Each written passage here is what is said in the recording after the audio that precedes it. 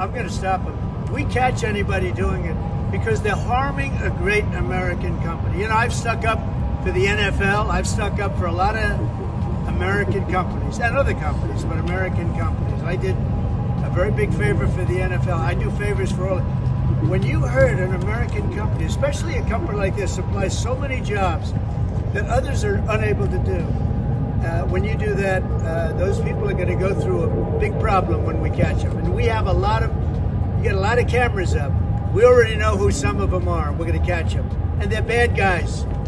They're the same guys that screw around with our schools and universities, the same garbage. And no, we're going to catch them. And let me tell you, you do it to Tesla and you do it to any company, we're going to catch you and you're going to go through hell.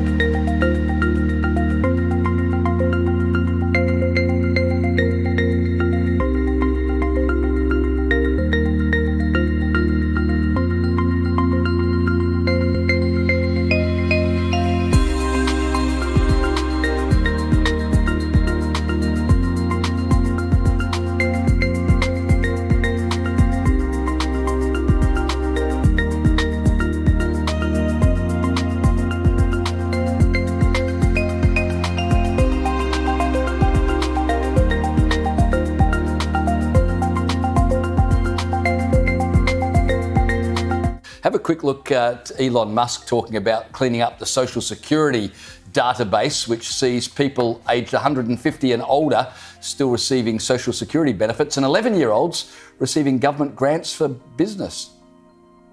Why are the 20 million people who are definitely dead marked as alive in the Social Security database? Why were hundreds of millions of dollars of Small Business Administration loans were given out to people aged 11 and under, according to the Social Security? I mean, like, these must be some very enterprising 8-year-olds, you know.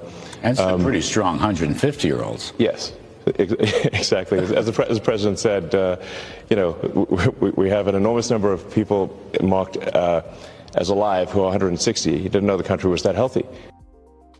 It's funny, but it's only funny because it's so outrageous that things could have got to such a state, Liz. Indeed. And speaking of what a state they're in, you would have heard us talk about the fact that USAID was one of the government departments that had fallen foul of DOGE in a big way. The Trump administration was going line by line through these ridiculous amounts of money being sent overseas for projects that made absolutely no sense. You would have seen the footage of Trump reeling off the most laughable of those entries during his speech to Congress last week.